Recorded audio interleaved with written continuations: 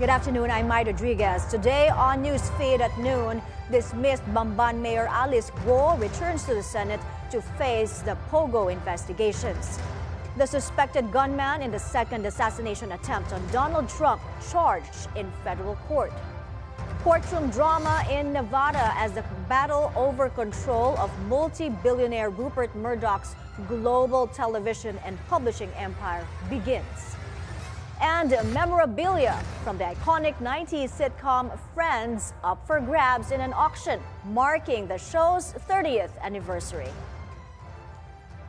Thank you for joining us. Philippine senators are again grilling Alice Guo, the former small-town mayor at the center of one of the biggest controversies gripping the country. We'll give you the latest on the POGO hearing in a bit. But first, an update on the Trump shooting in Florida as criminal charges have been filed against the alleged gunman. Police have also released body cam footage of the suspect's arrest. More from Eugene Adalia. Driver, take 2 steps to your right. Driver, walk straight back. Keep walking. This was the moment law enforcers took into custody the suspected gunman in what the FBI says was a second assassination attempt against Republican presidential candidate Donald Trump. The man, identified as 58-year-old Ryan Routh, appeared in federal court on Monday, where he was charged with 2 gun-related crimes, enough to keep him in custody as the investigation continues. The FBI is leading this investigation, this ongoing investigation. Routh was charged federally with possession of a firearm by a convicted felon and possession and receipt of a firearm with an obliterated serial number. The FBI says Routh hid under cover of darkness for nearly 12 hours in the apparent attempt to kill Trump at his Florida golf course. Secret Service agents sweeping the course saw a rifle barrel poking out of the bushes not far from where the former president was playing. The gunman fled in a sports utility vehicle, but officers later caught up with him. The subject had an active online presence, and we are going through what he posted and any searches he conducted online. In addition, we're going through media reports and public statements he made that he wanted to recruit Afghan soldiers and others to fight for Ukraine. Trump was unharmed, but the incident raised fresh questions about how an armed suspect was able to get so close to him. Just 2 months ago, Trump was grazed in the ear in an assassination attempt during a campaign in Pennsylvania. Eugene Adalia, BNC. U.S. President Joe Biden commends the Secret Service for the handling of the apparent assassination attempt on Donald Trump. Speaking at a conference in Philadelphia, Biden also stressed political violence has no place in America. An acting head of the Secret Service is in Florida today assessing what happened and determining whether any further adjustments need to be made to ensure the safety of our former president. In America, we resolve our differences peacefully at the ballot box, not at the end of a gun. America suffered too many times the tragedy of an assassin's bullet. It solves nothing and just tears the country apart.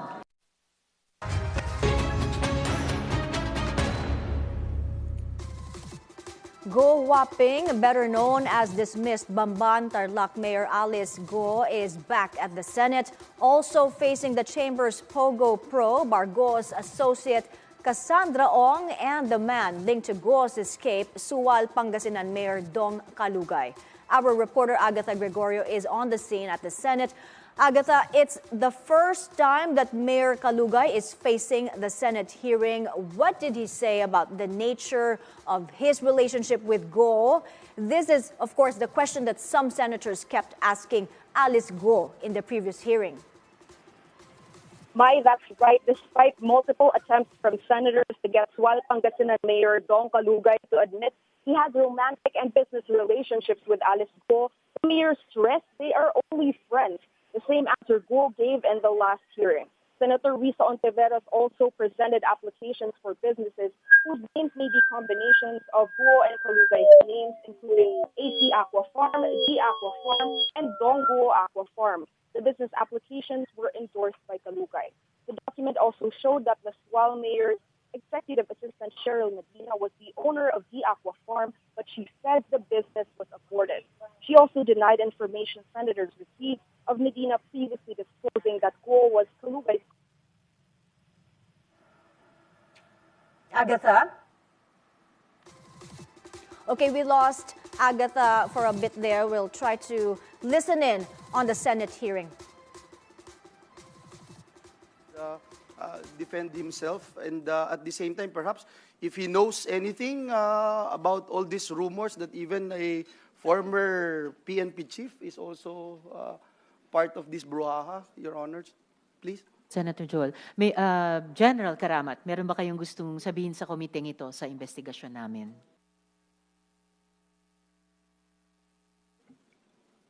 Madam Chairman and honorable members of this committee, good afternoon, sir. Sir, as for the information that there was an involvement of a former chief PNP, I haven't got any information regarding that on that matter, sir, ma'am.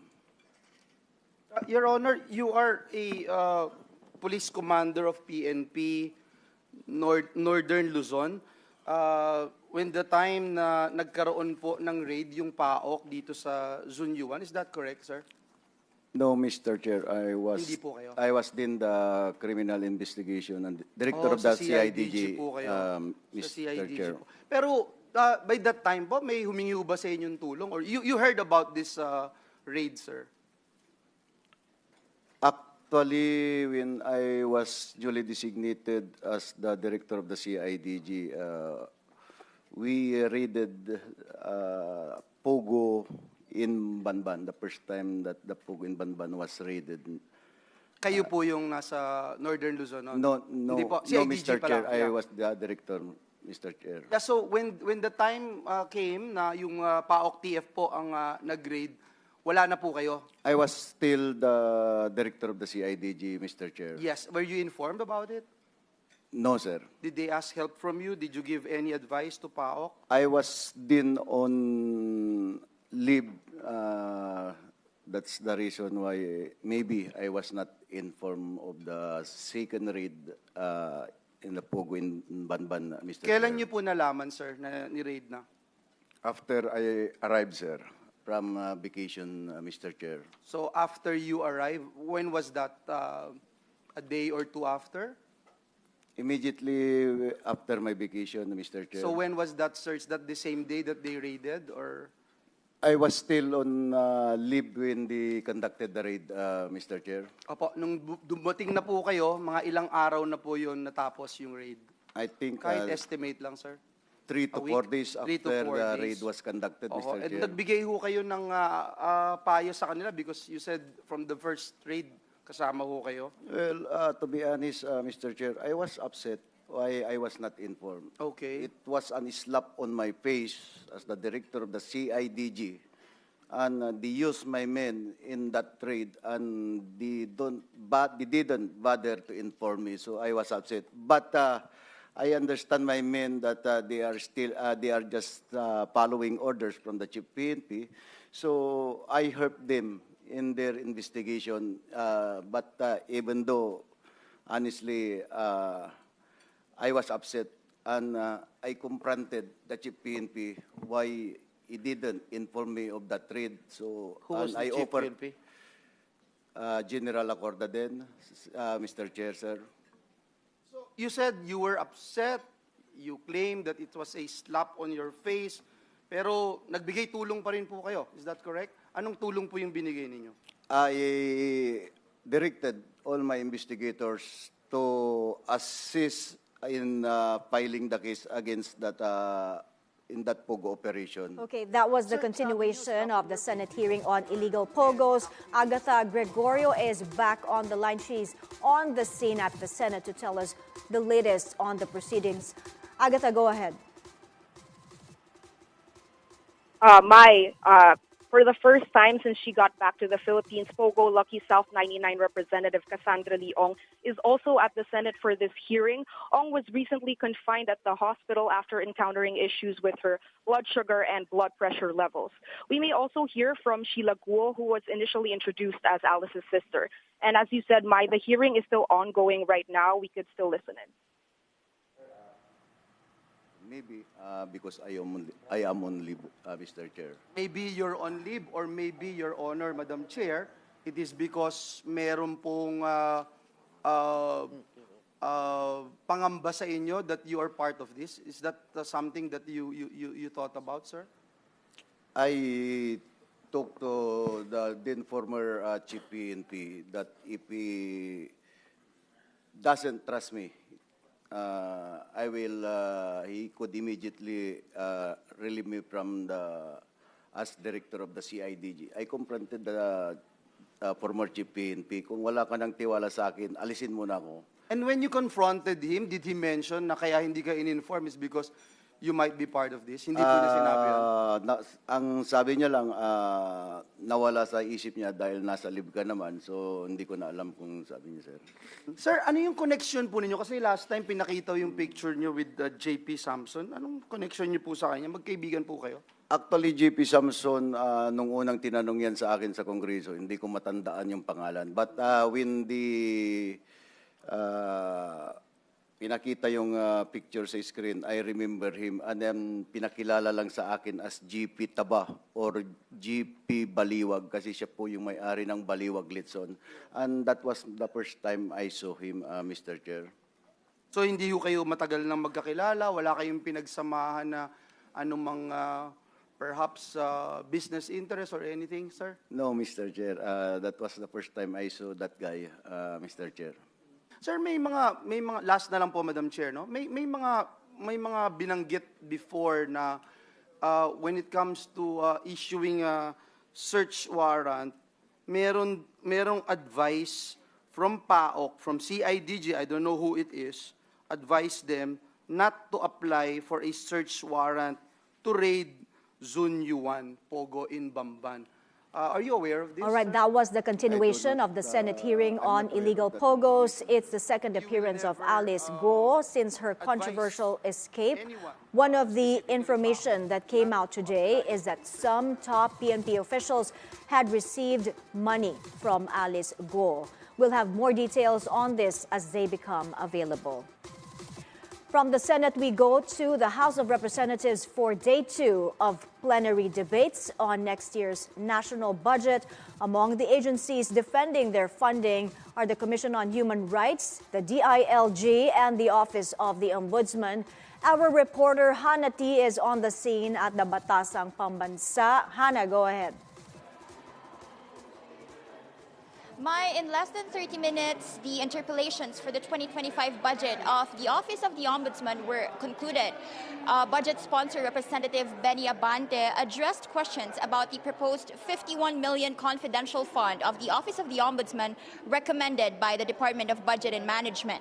The Ombudsman expressed openness to reallocating this fund to other programs, particularly as they request additional funding to establish more satellite offices in remote areas.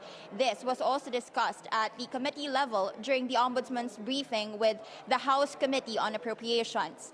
Yesterday, other agencies, including the Department of Justice and the Judiciary, also faced budget scrutiny.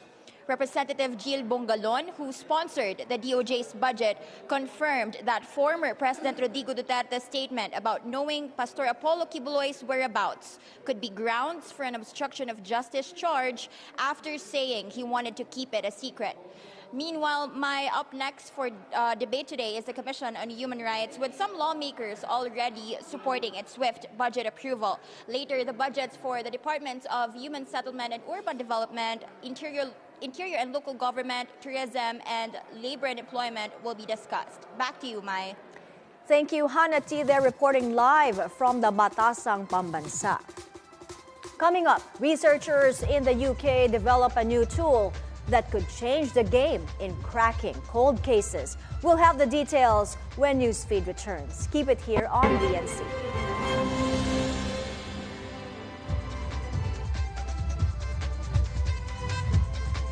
a platter of positivity. Good morning, you beautiful people. It's a brand new day, and you know what that means. A cup of the hottest information. We're ready to shake the world with fresh news. And a slice of what to expect for the whole day. The Vermonts are here, and they're bringing the heat. That's everything you need to keep you going through the day.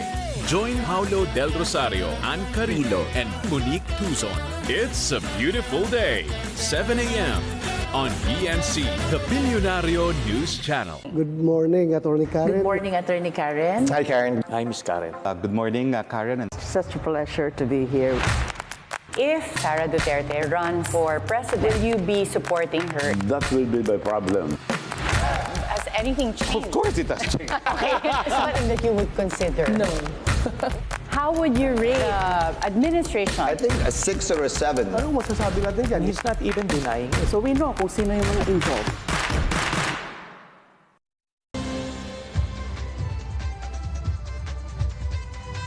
We're back. You're still watching Newsfeed at noon. The Philippines ranked as the most at-risk country for 16 straight years. That's according to the 2024 World Risk Index, which ranks 193 countries based on their exposure and vulnerabilities to disasters and the impact of climate change. Indonesia placed second, while India, Colombia, and Mexico rounded out the 5 most at-risk countries. On X, Dr. Pamela Kahilig, an expert on disaster risk reduction, weighed in, saying there are many ways to help the Philippines improve its rank. These include investing in both short and long-term disaster management measures and fighting corruption.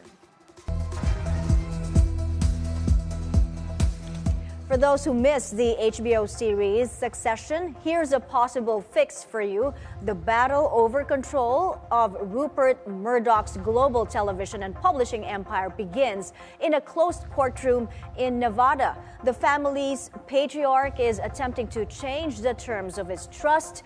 Rupert wants to ensure that upon his death, his media companies like Fox News will remain under control of his eldest son, Lachlan, who has conservative views like him. This would block any interference by 3 of Lachlan's siblings, Prudence, Elizabeth, and James, who are more politically moderate. And the 3 other heirs are not having it. The famous family was one of the inspirations behind the hugely popular series Succession, something the Murdochs have always refused to comment on. Multiple concerns about the doomed Titan submersible coming to light. The U.S. Coast Guard began its inquiry into last year's Titan implosion that killed all 5 people on board who were on an expedition to the century-old wreck of the Titanic. Testimonies by former employees revealed safety concerns and highlighted insufficient training by staff. OceanGate's founder, Stockton Rush, who was among those who died, was also depicted as a negligent leader. They wanted me to be the pilot that runs the Titanic missions. And I told them I'm not getting in it.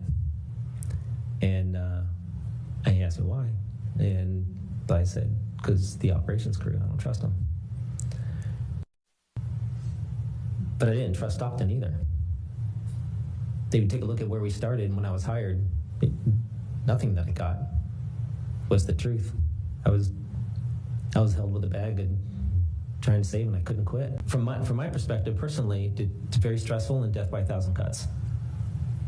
And if he wanted somebody to go in it, and he was truthful with it, it's why the word experimental is in the waiver. Like, I made him put that in there. We argued for a long time over that word, for sure. But said you cannot do that without letting people know that it's experimental. The Titan tragedy sparked one of the most extraordinary search and rescue missions, grabbing headlines here and abroad. It also raised questions about the unregulated nature of such expeditions. Researchers in the UK develop a new tool that could change the game in cracking cold cases. Take a look. Fingerprints have long been a key clue for detectives and Crime Stoppers. And now there's a new tool that could soon lift prints from old cases. What we're hoping is that we'll be able to get fingerprints that current powders can't get. Nick Ross is a PhD student at the University of Leicester School of Chemistry, which is studying this fluorescent nanomaterial in collaboration with other researchers from the UK and Brazil. The fingerprints we leave behind are made of mostly water in the form of sweat and natural oils, and they can evaporate in certain conditions, leaving little evidence behind. Ross says dusting for prints using nanoparticles, which are much finer than most powders, means more detail can be captured. And less of the fingerprint residue is needed for the particles to stick to. We should be able to get fingerprints that maybe someone's washed their hands more recently and they've touched something, but they've left less residue behind, but we're going to be able to get that using a more sensitive powder. It also means a print's owner could potentially be identified even years later. The new material consists of a silica nanoparticle, a fluorescent dye, and chitosan, which can be obtained from powdered shrimp, crab, or lobster shells. Robert Hillman, professor of physical chemistry at the university, is hopeful that it could mean breakthroughs in crime scene investigations. There is, of course, the interesting question of how ancient, if you like, evidence we could examine in this way. So could we go back and visit cold cases? I would be reasonably optimistic about this because there will inevitably be some residue left, perhaps not very much, but we don't need very much. It will depend on the type of surface. Tests on the nanomaterial have found it sticks to residues on a range of different surfaces, including cash. That's good news for investigators looking to follow the money. Banknotes can be particularly difficult to get fingerprints off of for a number of reasons. They've got lots of patterns all over them. The thickness and the shape of the patterns can look really similar to fingerprint detail. This image is particularly nice because the fingerprint is so different to the banknote itself. It's so clear. The fluorescence of the particles are so strong that there's no chance you mistake the detail for the banknote. The research has been published by the Royal Society of Chemistry. More than a century after the widespread acceptance of fingerprints in courts around the world, it could be about to shed some light on crucial evidence that has until now remained invisible.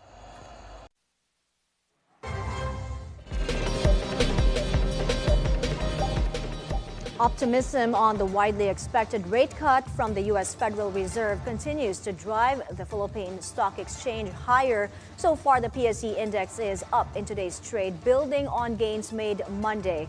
The local bourse soared to the 7,100 level in the previous session. An equity analyst tells BNC's agenda the potential start of the Fed's easing cycle could further push the risk-on sentiment. Kapag ka po nangyari yung US, yung Fed rate cut, inaasahan na ito ay makakatulong sa ekonomiya ng US. And alam naman natin na malaki yung connection ng US at ng Philippines. I mean, the two are really close economic partners. At least from the perspective of the Philippines, si US yung isa sa mga top economic partners natin. So if magkakaroon ng interest rate cut sa US, makakatulong to sa ekonomiya nila, tataas yung demand nila, at ito naman ay makakatulong sa Philippines. From LeBron James's basketball jersey to Taylor Swift's fedora hat, dozens of items from champions of sports, music, and entertainment are going under the hammer in Hong Kong. LeBron's jersey is a centerpiece of the auction, and it's expected to fetch over $1 million. Dubbed Legends in Motion, the auction takes place on September 28 at the Shangri-La Hotel. Swift's fedora hat, meanwhile, will be up for bidding online.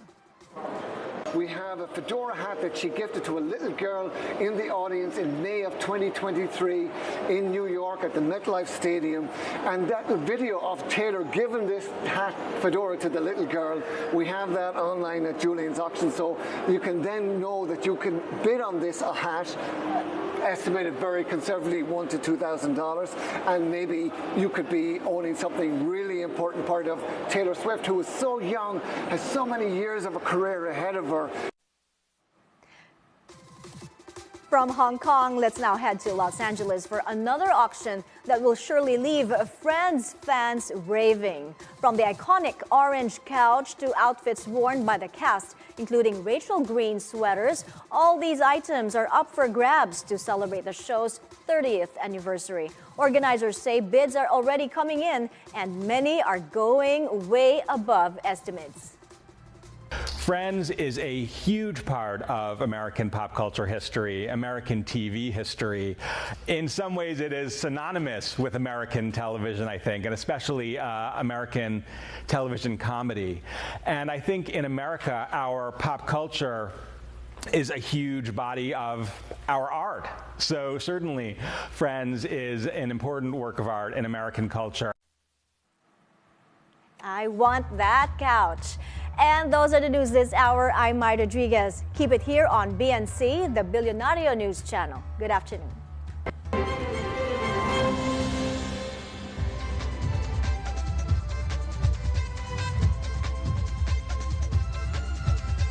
Ako si Corina Sanchez-Rojas. Ako si Pinky Webb. Simulan na natin ang agenda.